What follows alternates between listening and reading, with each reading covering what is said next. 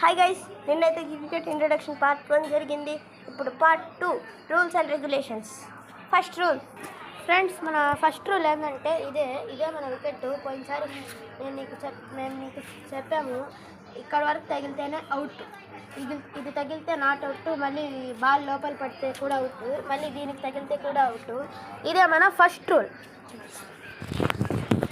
And second rule, ఇదే మన boundary. 6-4 డైరెక్ట్గా వచ్చి తగిలితే 6, పిచ్ పడొస్తే 4.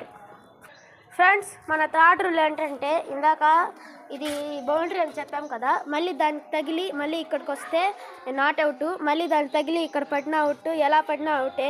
దీనికి తగిలి మళ్ళీ పడితే 6. అదే మన rule 3. Rule 4, 1 pitch 1 hand out.